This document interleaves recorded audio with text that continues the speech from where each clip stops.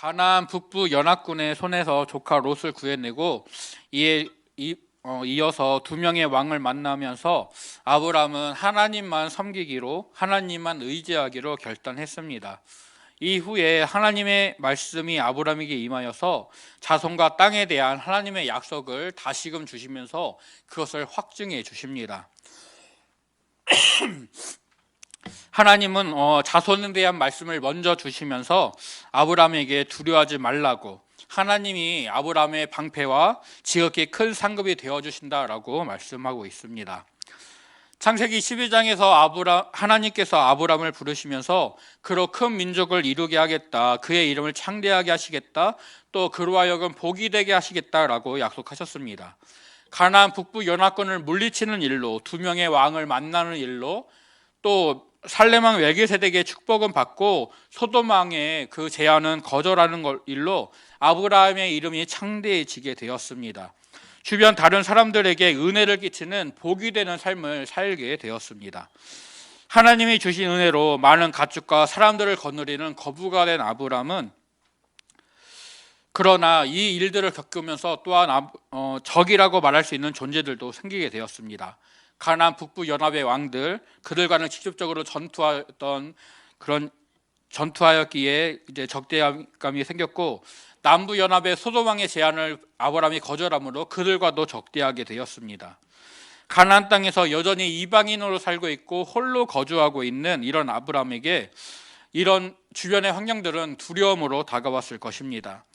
여기에 더해 가나안으로 이주한 지 10여 년이 되어 가는데도 큰 민족을 이루게 하시겠다는 하나님의 약속은 주어졌지만 그 약속이 도대체 언제 어떻게 이루어질지는 도저히 가늠할 수 없는 상황이었습니다.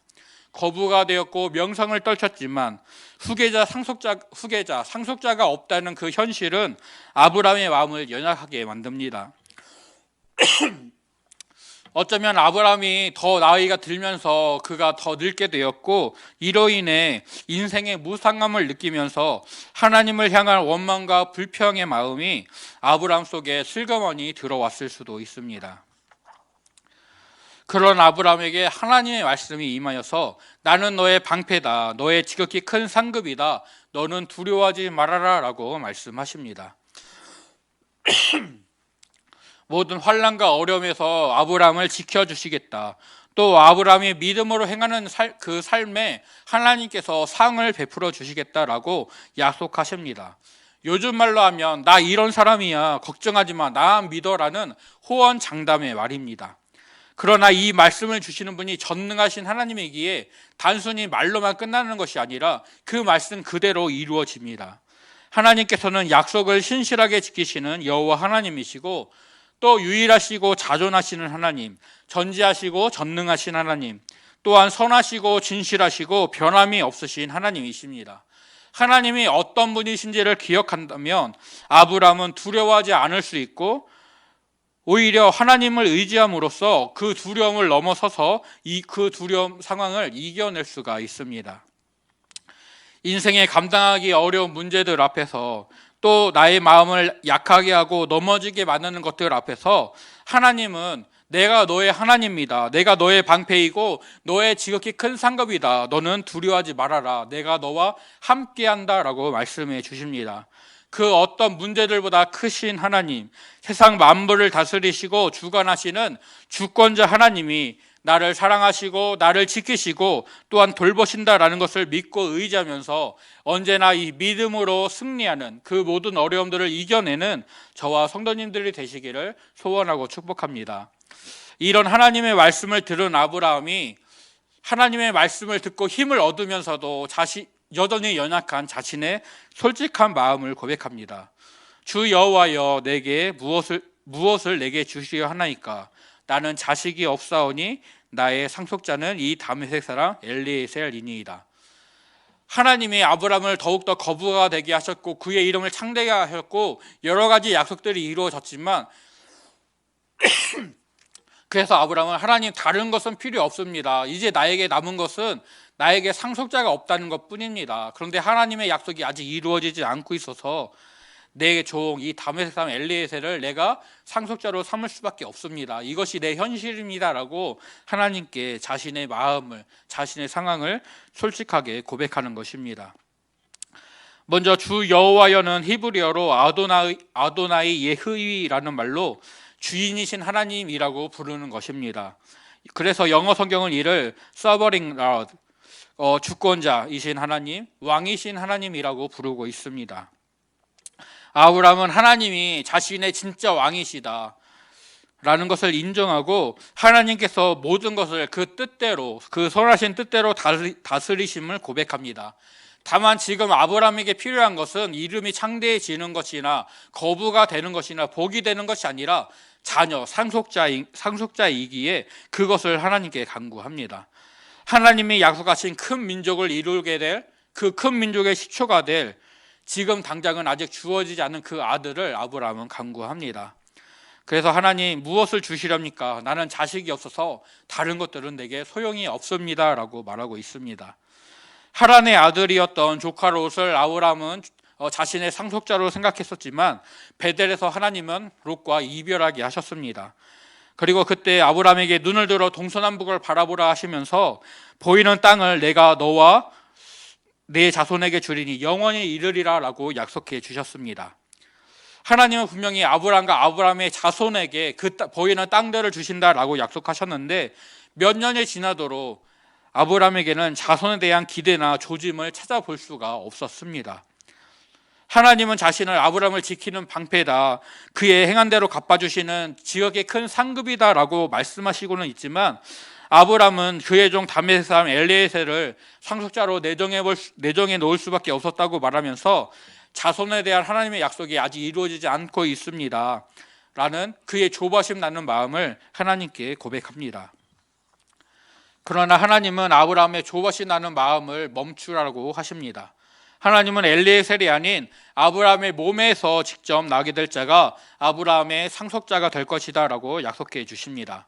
그리고 아브라함을 장막 밖으로 이끌고 나가셔서 하늘의 별들을 보게 하시며 아브라함의 몸에서 이 별들처럼 수만의 아들들이 태어날 것이라고 말씀하십니다.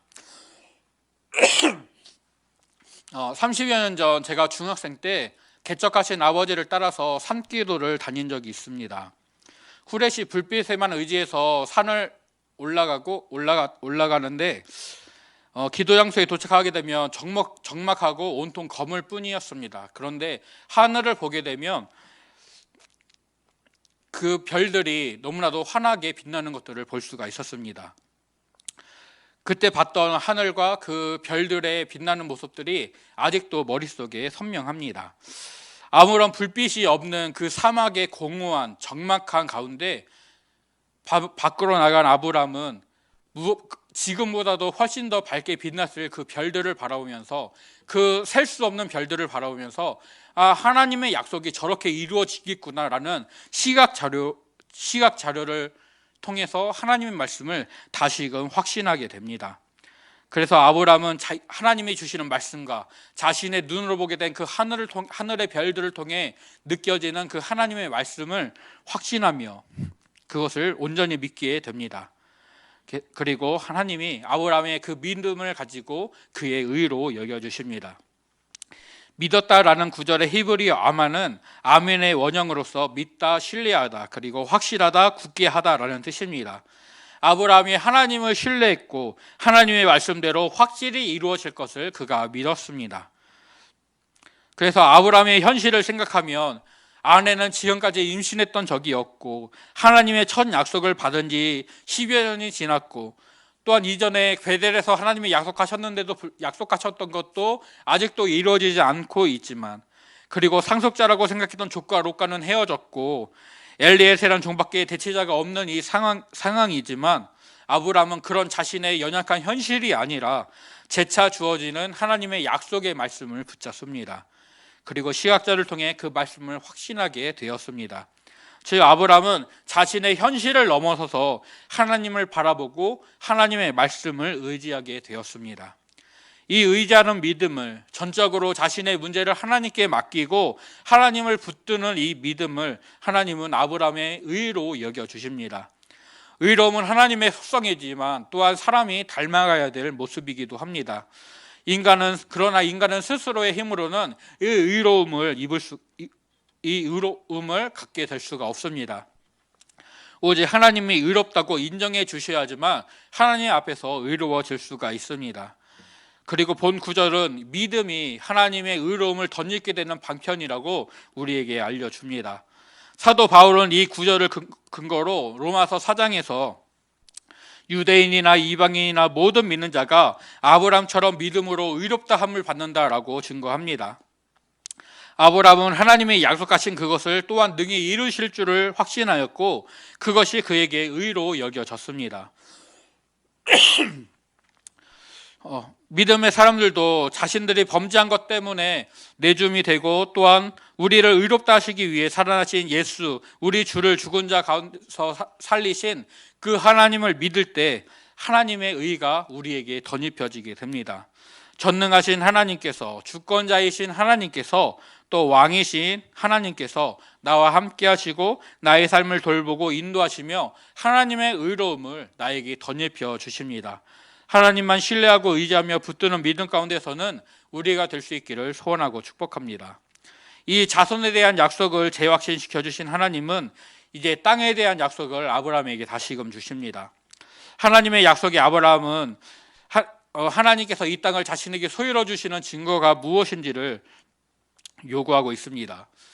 자손에 대한 약속을 주실 때 하늘의 별과 같은 약속을 하늘의 별을 보여주시면서 말씀해 주셨던 것처럼 그렇게 눈에 보이는 어떠한 확실한 증거를 요청하는 것입니다. 15장 앞부분에 자손에 대한 하나님의 말씀에서도 먼저 하나님께서 자신이 어떤 분이신지를 말씀하였고 이후 아브라함이 자신의 마음을 고백했었습니다. 아브라함은 자손에 대한 하나님의 말씀의 증거를 요구했던 것처럼 이번에도 땅에 대한 증거를 요구하고 있습니다. 그런데 9절에서 하나님께서 하나님을 위하여 짐승들을 준비하라라고 말씀하십니다. 이것을 통해 하나님께서 아브라함에게 약속을 주시는데요. 이 약속은 무조건적인 언약입니다. 하나님이 인간과 맺으시는 약속은 동등한 두 존재가 서로의 의무를 약속하는 쌍무 계약이 아니라 권위와 능력이 유력한 자와 그렇지 못한 자 사이에 맺어지는 일방적인 언약입니다. 겉으로 드러나기에는 서로의 동의가 있는 쌍방 언약 같지만 내용상으로는 명령과 순종 그리고 약속과 믿음으로 이루어지는 편무 언약입니다. 그래서 전능하신 하나님께서 자신의 이름으로 아브라함에게 약속을 주시며 자신이 그것을 신실하게 지키실 것이라고 스스로를 제안하시면서 그 약속을 주시고 있습니다. 노아와 맺으셨던 무지개 언약도 이렇게 일방적인 편무 언약이었습니다. 노아 때처럼 하나님은 아브라함에게 스스로를 제안하시면서 약속을 주십니다. 그래서 약속을 주시고 그것을 신실하게 이루실 하나님을 위하여 언약의 제물을 준비하라라고 말씀하시고 있습니다. 아브라함은 하나님 말씀대로 사냥된 암소와 암염소와 순양 그리고 산비둘기와 집비둘기 새끼를 가져왔고 소와 양과 염소의 중간을 쪼개서 마주 대하여 놓았고 새는 쪼개지 않았습니다. 레위기 1장은 번제를 드릴 때 제물을 어떻게 하는지 규정하고 있는데 소나 양과 염소는 가죽을 벗기고 각을 떠야 하고 산비둘기나 집비둘기 새끼는 날개 자리에서 몸을 찢지만 두 동강이 나지는 않도록 완전히 찢지는 않아야 한다라고 말씀하고 있습니다. 아직 이 제사 규례가 주어지지는 않았지만 아브라함은 하나님의 말씀에 따라 제물을 준비하고 그 제물들로 하나님과의 언약의 증거를 삼고 있습니다. 11절 말씀은 이 제물을 하나님께 드리는데 솔개가 제물들 위에 내렸다라고 말씀합니다. 성경학자들은 이 솔개를 부정적인 이미지로 해석을 합니다. 하지만 이 언약 의식은 그대로 진행이 되었고 하나님의 말씀은 아브라함에게 온전히 주어졌습니다. 이것은 솔개가 먹이를 향해 달려드는 것처럼 악한 자가 우는 사자처럼 두루 다니며 택하신 성도들도 삼켜버리려고 그렇게 찾지만 하나님의 뜻과 계획대로 이루어진다라는 것을 우리에게 알려주고 있습니다. 악한 자의 모든 공격은 약속을 신실하게 지키시는 하나님 앞에서 결국 힘을 잃고 무너질 것입니다. 세상에 어떠한 유혹과 공격이 온다 할지라도 신실하신 하나님 앞에서, 전능하신 하나님 앞에서 그것이 무너진다라는 것을 기억하고 오직 하나님만 믿고 의지하는 저와 성도님들이 되시기를 간절히 소원합니다. 이후에 하나님의 말씀이 아브라함에게 임하여서 그의 후손이 장래에 당할 일들을 알려주십니다. 아브라함의 후손은 이방에서 계기되어서 그들을 섬기게 될 것이고 이방 민족은 400년 동안 아브라함의 자손을 괴롭힐 것이다 라고 말씀하십니다. 하지만 하나님께서 그들을 징벌하실 것이고 아브라함의 자손은 큰 재물을 이끌고 그 땅을 나오게 될 것입니다. 아브라함은 그 고난을 보지 않고 장수하다가 평안히 죽어 장사될 것이며 그의 자손은 4대 만에 이 땅으로 다시 돌아오게 될 것입니다. 의로우신 하나님은 아모리 족속의 죄가 아직까지 차지 않았다라고 말씀하십니다. 아브라함의 자손이 400년 후에 돌아오게 되면 이 악한 가나안 족속들을 멸하는 하나님의 도구가 되어서 하나님의 공의로운 심판을 대행하고 이 땅을 차지하게 될 것입니다. 하나님은 하나님의 선언대로 아브라함의 방패가 되셔서 그와 그의 후손들을 지키시고 보호하시며 아브라함에게 약속하신 그 땅을 그의 후손들이 차지하게 만들어 주십니다. 이어서 하나님은 연기나는 화로와 타는 횃불을 보여주시고 이 횃불이 아브라함이 준비한 재물 사이를 지나가게 하십니다. 땅에 대한 약속을 주시고 자손에게 일어날 일들을 계획하시고 이루시는 분, 또 그 모든 것을 주관하시는 분은 오직 하나님이십니다. 하나님이 약속을 주시고 또한 하나님이 그 약속을 신실하게 이루실 것이기에 하나님께서 보내주신 그 횃불만이 쪼개진 짐승 사이를 지나면서 하나님이 이 언약의 의무를 가지고 있다, 하나님께서 신실하게 그 언약을 지키실 것이다 라는 것을 강제하고 있습니다. 아브라함은 하나님께서 강제적으로 맺어주시는 이 언약의 수혜자가 되어서 하나님이 주시는 은혜를 누릴 뿐입니다. 왕이 신하에게 토지를 하사하는 것처럼 하나님은 아브라함에게 땅을 약속해 주십니다. 그 땅은 애굽 강에서부터 큰 강 유브라데까지의 넓은 땅입니다. 큰 강 유브라데는 지금의 유프라테스 강을 가리키는 것입니다. 가리키지만 애굽 강이 어디인지는 분명하지가 않습니다. 이 강이라는 표현을 통해 나일강을 가리킨다라고 추측하는 학자들도 있고, 유브라데 강은 큰 강이라고 부르는데 애굽 강은 그냥 강이라고 부르기 때문에 항상 흐르는 나일강이 아니라 다른 강일 것이다 라고 추측하는 학자들도 있습니다. 민수기 34장을 보면 하나님께서 모세에게 이스라엘 백성들이 기업으로 얻을 가나안 땅 사왕의 지경을 말씀해 주시는데 그중 남방 경계를 가데스 바네아 남쪽에서 애굽 시내를 지나 지중해까지 이른다라고 말씀하십니다. 이 애굽 시내는 나일강이 아니라 가데스 바네아 남쪽의 바람 광야에서 블레셋 땅을 지나 지중해로 흘렀던 강으로 항상 흐르는 강이 아닌 비가 올 때에만 강이 되는 와디 형태의 강입니다. 그래서 본문에서 애굽 강에는 큰 강이라는 수식어가 없고, 또 역대상 13장에서 다윗이 언약궤를 옮기려고 백성들을 모을 때 애굽 시올 강에서부터 백성들을 모으게 되는데 이 시올 강을 애굽 시내로 보는 점 등에서 이 애굽 강을 나일강이 아니라 그 애굽 시내로, 민수기 34장에 기록된 애굽 시내로 추측을 하고 있습니다. 그리고 19절에서 21절에서는 이 넓은 땅에 사는 족속들이 10개의 족속으로 나타나고 있습니다. 이 10이라는 완저수를 사용하여서 하나님께서 아브라함에게 주시는 땅이 완벽한 하나님의 선물이다, 하나님의 은혜다라는 것을 드러내고 있습니다. 하나님께서는 하늘의 별과 같은 많은 자손을, 그리고 애굽 강에서 유브라데 강에 이르는 넓은 땅을 아브라함에게 주실 것입니다. 그의 후손들이 차지하게 하실 것입니다. 이 모든 것은 하나님을 신뢰하고 붙잡고 의지하는 아브라함에게 주어지는 하나님의 은혜이고 선물입니다. 즉 하나님께서 아브라함에게 선언하신 대로 그의 지극히 큰 상급이 되어 주십니다. 하나님의 은혜로 강력한 대적을 물리치고 세상의 유혹을 이겨낸 다음에 아브라함에게 그 마음을 연약하게 하는 시험이 찾아왔습니다. 하나님의 약속이 언제 어떻게 이루어질까라는 마음이 닥치게 될 때, 하나님을 향한 신뢰가 무너지게 될 때 하나님을 향한 그의 굳건한 믿음이 흔들리게 되었습니다. 그러나 이 상황에서도 하나님은 아브라함과 함께 하시면서 그가 온전한 믿음 위에 설 수 있도록 도와주십니다. 자손과 땅에 대한 약속을 다시금 주시면서 하나님은 신실하게 그 약속을 지키시기로 스스로에게 맹세하십니다.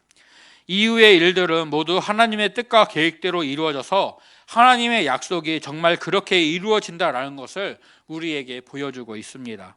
하나님은 아브라함에게 진정 방패와 지극히 큰 상급이 되어 주십니다. 오늘 아브라함처럼 하나님의 약속을 믿고 하나님만 의지하는 자들에게도 하나님은 방패와 지극히 큰 상급이 되어 주십니다. 우리가 하나님의 약속을 계속해서 바라볼 때 우리는 믿음의 삶을 살 수가 있습니다. 그리고 그 삶을 통해 하나님이 복 주시는 유익한 결과들을 누리게 될 것입니다. 가장 어렵고 위험한 상황 속에서도, 마음이 요동치고 흔들리는 상황 속에서도 하나님의 보호하심과 인도하심을 절대 의심하지 말고 하나님이 어떤 분이신지를 기억하면서, 그리고 하나님만 찾고 의지하는 우리가 될 수 있기를 소원하고 축복합니다. 전능하신 하나님, 왕이신 주권자 하나님께서 나와 함께 하시고 나의 삶을 돌보시고 인도해 주십니다. 삶의 순간순간마다 주님만 의지하면서 주님의 인도하심만을 따라가는 저와 성도님들 되시기를 간절히 소원하고 축복합니다.